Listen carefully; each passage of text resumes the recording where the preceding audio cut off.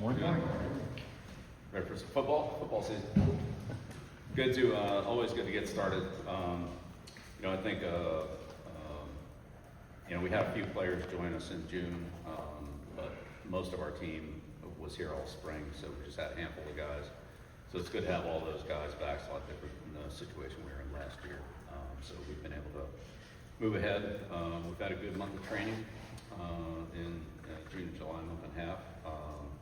But training's training and football's football. So football conditioning is a little bit different from just training and conditioning. So I'm excited to get started. We got some acclimation days ahead of us here in the beginning, and so we won't be getting into, let's say, our real football competitive situations here for a few days until we get past the acclimation period, like everybody else has to do. But we're underway, and this is where we build our fundamentals and we build our communication, and get a good foundation so that when we are ready to move forward into more contact practices and situational plays and things like that, that we have good things to build on those. So excited to get started. We have some players that didn't participate in the spring that are going to be full participants in the fall. We have some other guys who are still coming along. They're making good progress that are day to day, and we'll just kind of monitor their progress as they go. But really everything trending in the right direction there, just various timetables depending on how quickly they're able to ramp up to full speed. We'll just, again, take that day to day. It's we're not going to get a full evaluation of it today, of course, because we're not in full pads, but eventually we'll get that. So again, the big thing here for the players now is to be able to work on their fundamentals and their assignments on a very basic level. So we have a good foundation, we have good pillars to build on, and then as we get into week 2 and week 3 of training camp, then we'll really be able to ramp up the competition and ramp up the expansion of our scheme in all 3 phases, and finalize some of our evaluations so that we're ready to put guys who have earned roles into those positions as we get ready for the open. So again, always good to get going, and a long way to go, one step at a time, one day at a time. Really, that's our focus. It's not we're not really worried about what we're doing 2 weeks from now. We'll take it day by day, and I'm sure we'll have to make some adjustments along the way when we're moving a little faster, a little slower than anticipated in certain areas, but that's the way it always is in camp. So we're ready to go, ready to adjust. Okay. We'll take questions. Anybody want to get started? We'll start on the left here, Coach. It's not often that a team gets to play the same team in the season opener twice in a row. How are you guys going to approach this TCU game differently than last year?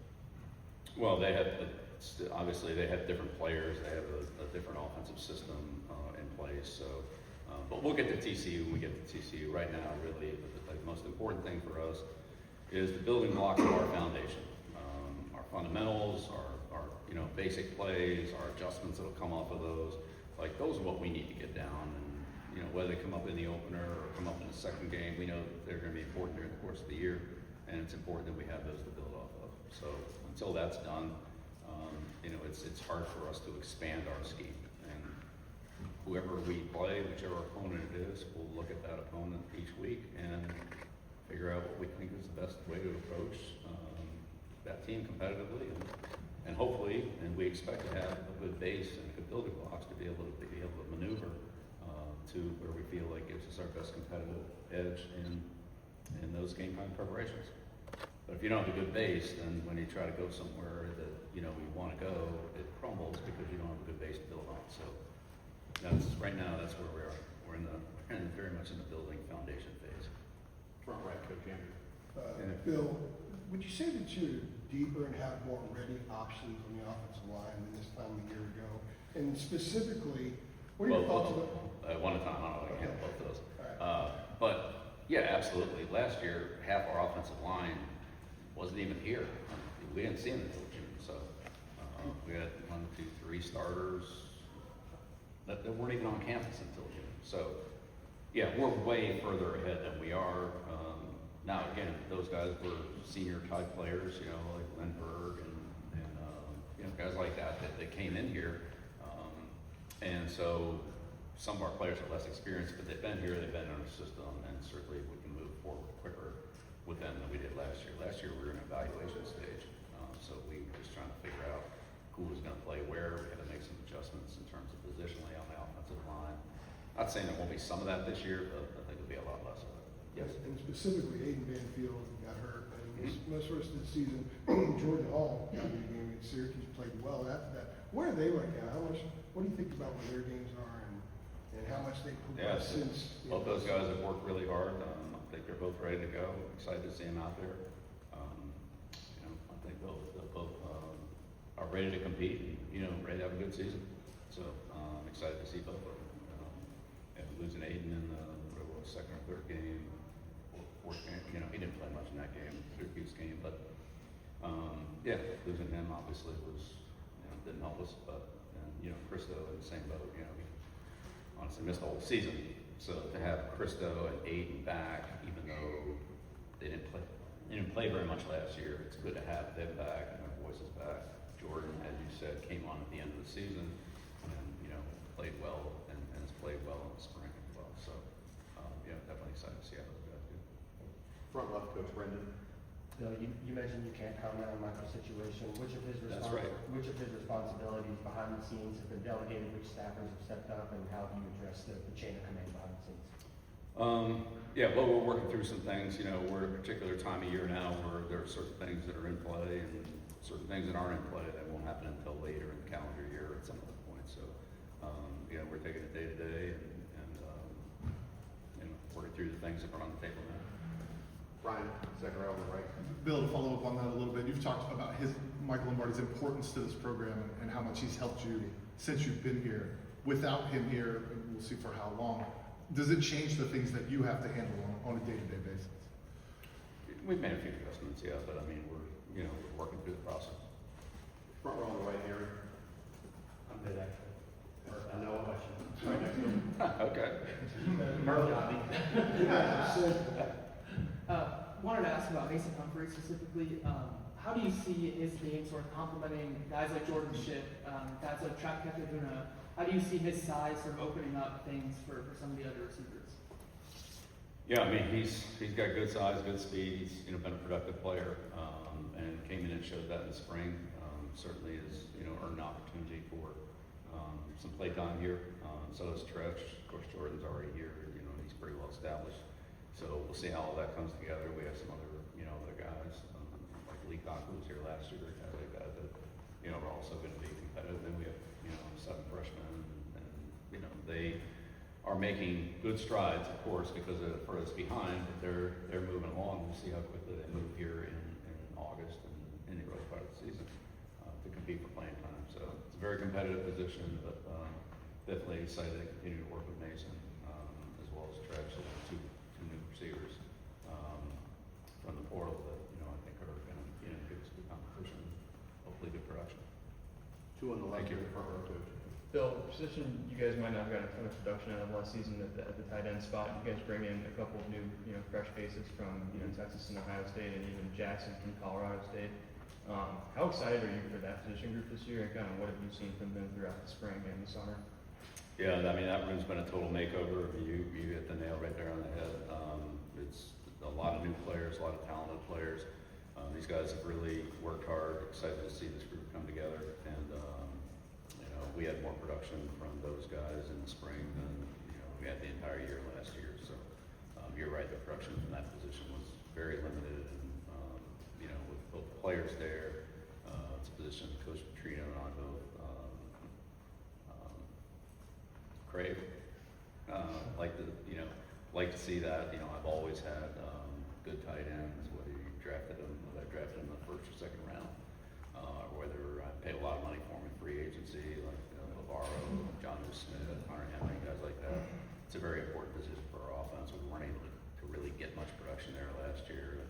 I hope that'll balance us out more this year. Certainly these guys are off to a good start. Coach Pickerel, Caleb's done a really good job with that group, and definitely excited to see them keep going this fall. Right next to the coach on the left, Brendan. Yeah, I know you mentioned that you're not concerned that you guys are going to be 2 weeks or a month, it's day by day, but just broadly, how much different do you feel about the team and the program going into this fall camp compared to your first?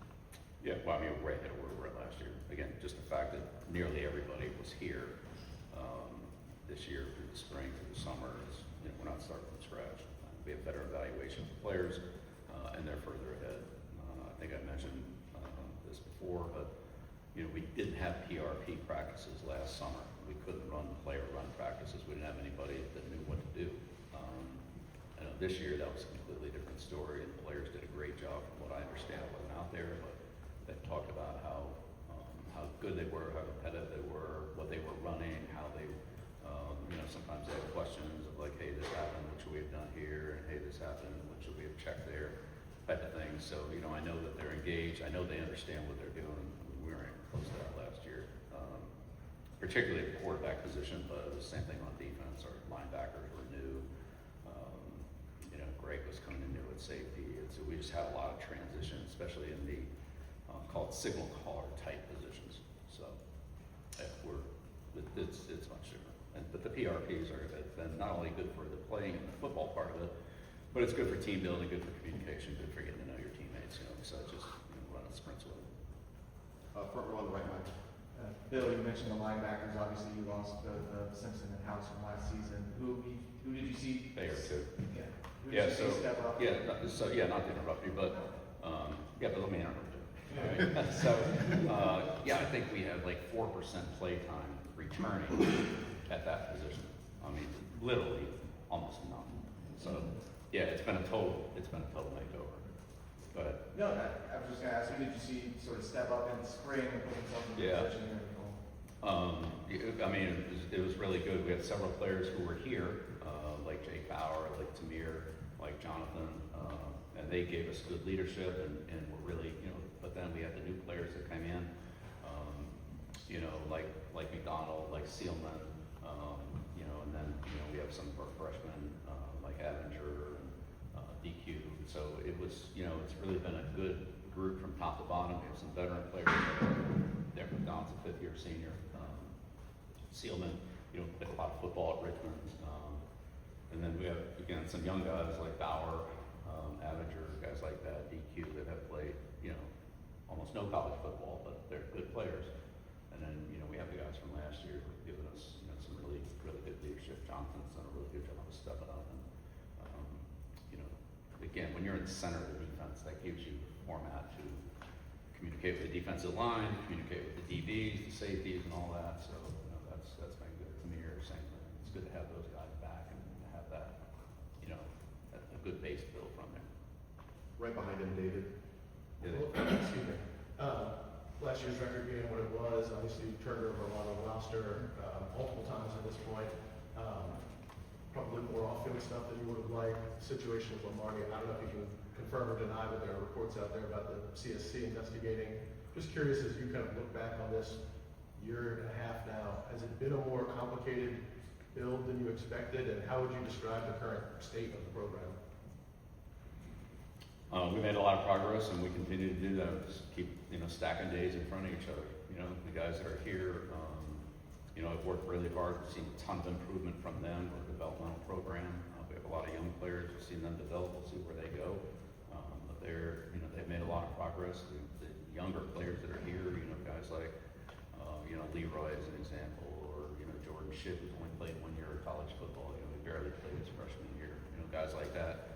You see them making big strides as well. So, we've had a good recruiting class. We'll see how the commits actually end up falling, for the 27 group. But we already have a lot of good commits there. It's whatever it is, it's ranked, fairly high, and we're not done yet. So we'll see how all that goes. But if you keep bringing in good players and players keep improving, program's headed in its positive direction. We'll continue to get better, and that's our goal every day. And that's my goal every day too. Like, I need to continue to do a better job. So each of our players, our assistant coaches, and all the support people, we evaluate what we do, see how we can do it better, and then, Back left. Hey, it's Nate Hoffman, I'm trying to business journal. Sort of to follow up on that question. College football, we know, is changing dramatically, and I know all that. When you come into it, how much did you have to adjust to this new era? How much has been in this role? How much has been in this being in this role for a year? So helps you go, okay, here's what we're dealing with. Because this would have been much different than saying your dad than what we, what has been like in the past. Yeah, look, there's certainly some differences. I think, one of the big things is just I'm working with a lot of new people, and so getting to know the people here at Carolina and, getting familiar with what everybody does, how they can help us. And, we've gotten great support from Chancellor Roberts. Steve has come in, he's been, new to, and so forth. So we've all started working together, and, that just gets better every single day. That's been good. Yeah, it's definitely a learning curve anytime you go to a new job. I'm sure you've done it before. You go to a new job, you meet new people, you work with different people, and you understand how to use their strengths and how to, get your staff functioning at, maximum capacity. So that's just a normal process. That's the way it was for me in Cleveland. In my stints as the head coach at the Jets, which are very brief, but that was part of it too, obviously, New England. But yeah, that's part of it. When you come into a new program, you set things up and then you modify them and adjust them as you go based on the changing circumstances, or maybe knowledge that you didn't have initially when you set those up, or maybe your options change in year 2 from year 1 based on availability of personnel. Or in this case, certainly the rules have changed significantly from a 2-portal system to a 1-portal system. Looks like the eligibility rules are going to change. I mean, there have been a number of significant changes. I don't care what program you're at. You could be, Kirk Ferentz at Iowa for as long as he's been there. He still has to deal with all those changes too. So it doesn't really matter what school you're at. When the rules change for college football, they change for everybody. So, again, it's part of a normal process, I would say. You just figure it out and try to, make the adjustments that you feel are best. And if you can see into the future, you do. But it's hard right now to know exactly what Congress is going to pass or not pass, how that's going to go. So we're kind of more of a wait and see. Let's see what we have to work with, and then we'll figure it out from there. Things that look like there's more certainty toward, like the eligibility rule, for example, then we can start to guys that we didn't think we were going to have next year. Now we'll have another year of eligibility. Whether they decide to stay here or not, I mean, that's a whole other story. But at least there's an option there that wasn't there with certain players from last year based on those rules. So, just a quick follow-up, I know there's next question. But was there a moment where you're like, now I got this, or this is different, now I see what this is going on? Where you had to go. many moments, yeah. I mean, there's many moments, sure, yeah. Again, one of the biggest differences between the NFL and college football is the vast amount of improvement that these players make. They come in at 17, 18 years old. In a lot of cases, they haven't really played very often, if at all, against players of comparable skill. Maybe in a camp or something like that, but on a down after down basis where they're lining up across from somebody who's a power 4 player or multiple players like that. You just don't see that very much in high school football. Like teams that have that kind of, with rare exceptions, teams that have 8, 9, 10 power 4 players, will in practice, they go against each other and so forth. But that's more the exception than the norm. So, these kids get here and they have a ton of growth, both physically and from a competitive standpoint. They're just not better than everybody anymore. They've got to improve their skills, improve their strength, their conditioning. And, what Moses has done in the weight room and a conditioning program, speeds, guys go, 3, 4 tenths of a second faster in a 40 in a year. I mean, you never see that in the NFL. You never see a guy go from 4.9 to 4.5. I mean, you just wouldn't see that. You might see him go from 4.65 to 4.58 or, something like that, but not, you wouldn't see a guy go from, 450-pound squats to 630-pound squats in a year. I mean, you wouldn't see that. So the physical growth, as well as the techniques and fundamentals, learning how to run routes, learning how to pass protect, learning how to tackle, learning how to play with leverage and a line scrimmage, how to defeat ball. I mean, all those things, like the amount of improvement that these guys have made is enormous. I mean, you look at a player like Mudbar, he's a walk-on at Delaware. Led the ACC in sacks last year. So, and it's credit to him, to his hard work and his competitiveness and all of that, but he got a lot better in what's called a calendar year, even a little less than a calendar year. Well, it's a calendar year, he got in January. So, you just don't see that kind of improvement in the NFL as frequently as you do here. There's a few guys that, Brady goes from a 4th string quarterback to the Super Bowl MVP of the year. I mean, there's not many of those. there's really aren't many of those, and he was a rare exception to that. But for the most part, you see guys improve, but like Edelman, you know, it took a few years. You know, he really didn't become a productive receiver until, you know, his 5th year in the league, and that's, I would say, more the norm, 2nd, 3rd, 4th, and 5th year. Whereas these guys improve much quicker than that if they put in the work and, you know, are diligent in their preparation. We've got time for 4 more. Ron, go ahead. Bill, you told us how you doing, Bill? You told us in Charlotte that there was no leader in the clubhouse as far as the quarterback battle. What does the timeline look like on that, and how you go about the evaluation process there? Yeah, no set timeline. We'll just, you know, I think once it becomes apparent and clear, then that's when we make the decision. As the battle continues, what is something that sticks out to you about each guy? And what is the biggest thing you're looking for in the data to take the second guy? Well, the players at that position come from very different backgrounds. You know, Billy Edwards just played a lot of football and had a lot of competition, or had a lot of, production in the Big Ten in the 24 season at Maryland. Played a lot of football at Wisconsin, but then got injured and really didn't play during the season. So, and from an experience standpoint, he had more experience than all the other quarterbacks put together, times 5, you know, so it is what it is. Miles is a very talented player, one of the best athletes on the team. He's big, he's fast, he's strong. I mean, honestly, he could, you know, play tight end, probably could play linebacker, safety, you know, if that was his position. You look at him and say, yeah, he could probably do those things, all right, but he's a quarterback. So, very talented player there. You know, Torrey is improving in his 2nd year, and Travis has been able to keep doing more and more through the spring, through the summer, to where he's ready to go now. So, you know, I'm excited to see him play. So they all kind of have a little different, you know, I wouldn't say necessarily strengths and weaknesses, but they just come from different places. I want to see how it all comes together. But one thing we do know is that next year, you know, Billy won't be available, right? But he has the most experience, again, by far, of any of the other ones, or all of them combined, if you actually want to go that way. So, you know, what's best for the team, we'll see how that plays out. But I think they all have a lot to offer. Sally, go ahead. You had a couple of 4-win seasons in a row with a break in between. That had to be a really disorienting experience for you after winning so much over so many years. How did you deal with that, I guess, emotionally? I mean, was that typical for you? Yeah, I mean, look, I've taken the same approach ever since I've been a coach. Do the best you can every week, do the best you can every year. At the end of the year, you look back, see what you can do better, whether you didn't win a game or you won the last game of the Super Bowl. It's still, you reevaluate what happened and figure out how to do a better job next year. There's always room for improvement.